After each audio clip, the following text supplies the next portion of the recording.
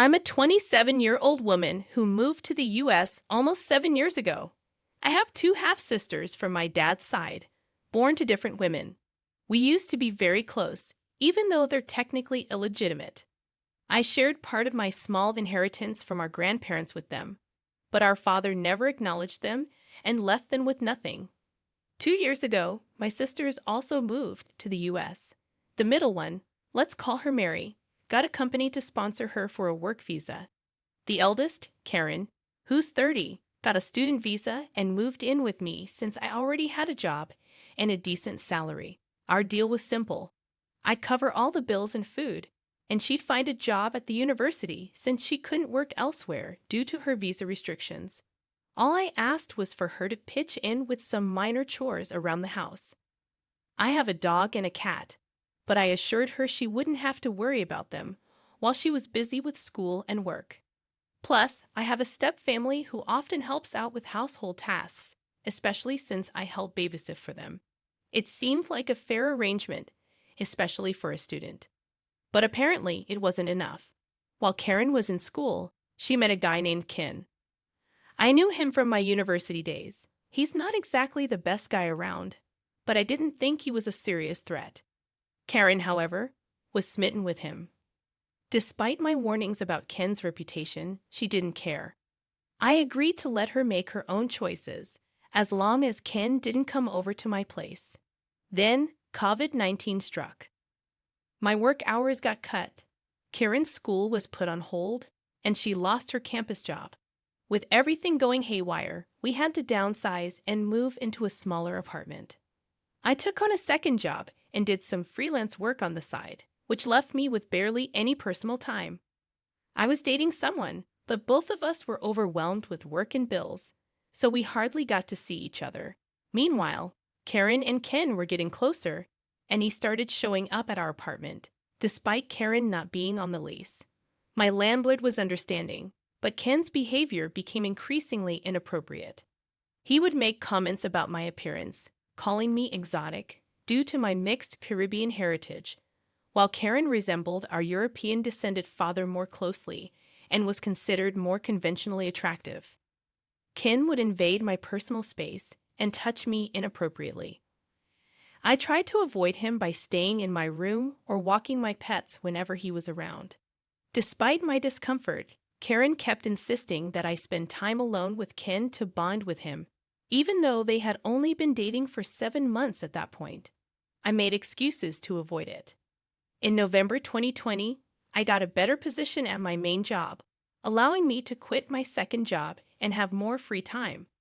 I reconnected with friends, and one of them expressed concern about my well-being. He informed me that Ken had been bragging about how close he was to having intimate relations with me, which I found deeply disturbing. I made it clear to everyone present that I had no interest in being involved with Ken in any way. Since my city is small and close-knit, many people reached out to share similar unsettling experiences with Ken. I confronted Karen and Ken about his behavior, and they didn't deny it. Ken even claimed that Karen had given him the green light and that I was doing them a favor by fulfilling his fantasy. I was disgusted and told them both that Ken had to leave immediately, or I would involve the authorities. Ken left after hurling insults at me, and Karen began downplaying the situation, claiming that my partner and I were on a break, which wasn't true. I firmly told her that she couldn't treat me like property and gave her 2 weeks to find her own place. I reached out to our relatives, sharing the text messages I received, and none of them wanted anything to do with Karen. A few days later, she moved in with Ken. I managed to obtain a restraining order against Ken, but couldn't get one for Karen. They largely disappeared from my life, except for a few minor encounters that I quickly resolved by threatening to call the police. Then something happened today that made me hold back laughter. Mary, keeping tabs on Karen as sisters do, messaged me with surprising news. Karen had called her, revealing she was pregnant and that Ken had kicked her out. I was initially stunned but replied casually, expressing no interest in getting involved. Karen then used Mary's phone to call me, begging for help. She played the family card, saying she had no one else to turn to and knew I had family health insurance. She even suggested that I should feel obligated to help with her pregnancy expenses since the baby was a blessing and that I should want to be a part of raising it. I let her pour her heart out for a few minutes before bluntly refusing and ending the call. She attempted to call again but eventually gave up. I received a text from Mary apologizing for the barrage of calls as she accidentally left her phone on the counter. Most of my family, including Karen's mom, supports my decision. The only dissenting voice is Karen's aunt, who isn't biologically related to me but whom I've known for years, so I refer to her as aunt. She had been pressuring me all day until I warned her that I'd share her texts with my stepfather, who happens to be her landlord. That shut her up. As for the baby, I do feel a twinge of sympathy, but ultimately, I can't help but think, this is not my problem. My parents were old-fashioned and preferred to give what little they had to their legal grandchildren. My father had many children from different relationships, some of whom I might not even know about. My grandparents grew tired of having new grandchildren pop up every other year, often with a mother looking for handouts. Regarding Karen's visa, she had an extension due to COVID-19, but that has expired, and she's now overstaying her visa. Sadly, this is a common occurrence, and while I don't agree with it, I'm somewhat implicated due to my stepfather being American. This morning, Mary called me to meet up for brunch and talk about Karen. Mary understood that I didn't want to be involved in the drama, but she felt it was important to discuss things before she left the state. She's always been the peacemaker among us siblings. I agreed to meet, but only on the condition that Karen wouldn't come home with me. Mary assured me that if Karen tried to follow me, she'd personally make sure she stayed away. So, I got dressed and headed out for brunch with my sisters. I'll spare you the fake family niceties Karen tried to pull once we finished eating and were just having coffee.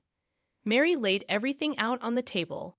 She explained that she couldn't take Karen with her because she's getting married to her longtime girlfriend and they can only afford a one-bedroom in their new city. She made it clear that Karen was delusional if she thought Mary would let her live with me. Even if she had the power to make me take Karen back, Mary made it clear that Karen was lucky she'd let her stay with her for the past few days. Mary said the only reason she was helping at all was because Karen's mother had begged her to find a safe place for Karen or help with the pregnancy. Then, Mary turned to me and asked if there was anything I'd be willing to help with financially, considering I'm the most stable economically. I know it might sound harsh, but I had to think about what's best for me. Feel free to criticize me for it. I made it clear to Karen that I would only offer financial assistance for 3 specific things: either termination and a hotel room for recovery, a ticket back to her home country where she could live with her mother or aunt and access free health care, or a ticket to our eldest brother's country where I knew he would support her. I also mentioned adoption as an option, but I wouldn't be providing her with a place to stay or covering her medical expenses out of my own pocket. I provided her with links to nonprofit organizations that could offer assistance. Karen began crying, accusing me of trying to take away her baby and being a bad sister. She argued that a good sister would open her home and help care for her baby. She also attacked me personally, claiming that I didn't deserve the money I had and that I was spoiled by our mother because of her wealth. However, most of my inheritance came from my mother's side, as she built a successful company from scratch after our father left us with nothing. Karen's hurtful words continued until she hit a nerve by mentioning my infertility. While I had accepted my condition, it still stung. Mary intervened, threatening to kick Karen out if she made any more hurtful remarks. I remained composed, despite the emotional onslaught.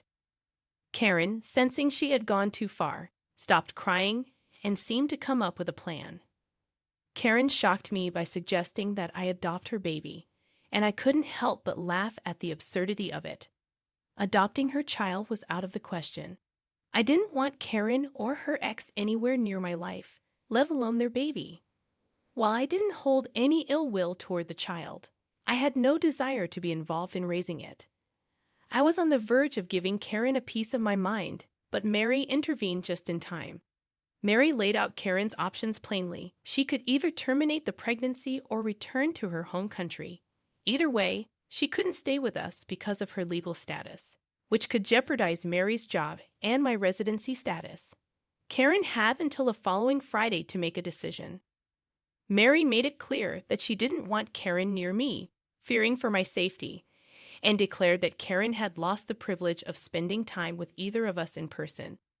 She even offered Karen a place to stay for one more week, but after that, she was on her own. Mary's assertiveness caught me off guard, but it was exactly what I needed. She swiftly paid the bill and whisked me out of there, providing the protection and support I didn't realize I needed. As we left, I couldn't help but shed a few tears of relief, grateful to have an older sister who still looked out for me. After our intense discussion, Mary and I decided to lift our spirits with a childhood tradition, getting ice cream.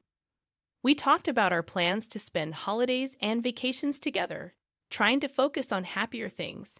Mary's girlfriend joined us, and she lightened the mood with jokes about how sad she'll be without her moving table, referring to Mary, who's taller than both of us.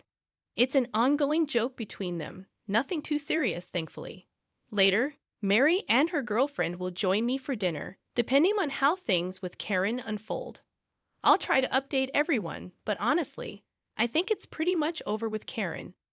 I'm not sure if she'll choose any of the options we gave her, or just do her own thing, but either way, I'm sticking to my boundaries. And yes, Mary is my hero through all of this. If anyone was curious, Karen has made her decision. So, as the title suggests, my older half-sister Karen has made a decision. Here's the short version of what happened. Karen was living with me rent-free when she started dating a creepy guy. Her boyfriend had some disturbing fantasy involving both Karen and me, which she agreed to without my consent. I kicked her out, and she moved in with him. Eventually, she got pregnant, and he kicked her out too. She then expected me to not only take her in, but also support her and her baby financially. My sister Mary and I offered her a few options for her unplanned pregnancy, including termination, returning to our home country, going to our brother's home country, or figuring out how to raise the child or put it up for adoption. She had until tomorrow to decide, as Mary was leaving for the East Coast on Saturday. However, Karen didn't choose any of these options. Instead, she made things worse for herself and ended up getting arrested, likely facing deportation. Here's what happened. On Tuesday, Mary decided to visit a nearby national park for one last trip before moving too far away. She left Karen with a key and some money, which turned out to be a big mistake. When Mary and her girlfriend returned yesterday, they found out that all the locks on their house had been changed. To make matters worse, Karen's supposed ex, Ken, had moved into their house. Mary should have seen this coming, but she and Karen grew up as best friends, even closer to each other than to anyone else, including me. Obviously, things had changed drastically now. When Karen and Ken claimed that Mary's house was theirs, it caused a huge mess. Mary tried to explain that the house wasn't even hers anymore. It had been sold, and the new owners were due to move in on Sunday. The police were called, and everyone had to show their IDs. Karen only had an expired passport, which led to her getting arrested for immigration charges. Ken was arrested for breaking and entering, among other charges. Then, I got a call from Karen's lawyer, who said Karen was claiming to be my surrogate and that the baby she was carrying was actually mine. Yep, she really tried that. I made it clear to the lawyer that I wasn't looking for a surrogate or planning to adopt a child. I already have foster children, and I don't have space for another. I told the lawyer that Karen got pregnant accidentally with Ken. The lawyer tried to negotiate, saying Karen would likely be deported otherwise, but I stood firm. If that's the law, then so be it. I asked the lawyer not to contact me about Karen anymore. Apart from the scare with the new locks, Mary is okay. The realtor has copies of the new key for the family that owns the house now. Mary and I have decided to cut off all contact with Karen. I'm not sure what will happen to her, and honestly, I don't care anymore. Even our family back home wants nothing to do with Karen, and some have even apologized to Mary and me. As for Ken, his fate remains to be seen. Well, Who knows what will happen with Ken? Honestly, I hope he ends up in jail. But if he doesn't, I couldn't care less. I feel like a huge weight has been lifted off my shoulders. I want to thank everyone who sent well wishes to my sister Mary and me, as well as those who shared advice that I'm really glad I listened to. This family mess has probably been the worst I've dealt with since my parents' divorce, and it all came from the last person I would have expected. I don't have any entitled stories aside from this. Karen used to be a good sister, but I guess when money and comfort come into play, people change. A quick update that's not really worth a separate post. Karen was offered the chance to leave the U.S. voluntarily without facing any negative consequences for her immigration status. She called my mom to try to convince me to give her money for the ticket. Mary and I agreed to pay for the ticket on the condition that she never contacts either of us again. Her mom is aware of this and basically told me that Karen will have to find a job within a month of arriving or she'll be on the streets. As for lawyers and stuff, I have my own immigration lawyer who's aware of the situation, and he told me that the surrogate plan wouldn't work without a DNA match or a contract, neither of which exists. So I'm safe. Mary booked Karen's trip back for Friday, and good riddance. Seriously, what was Karen's plan exactly? To just take over someone else's house, especially one that's already been sold.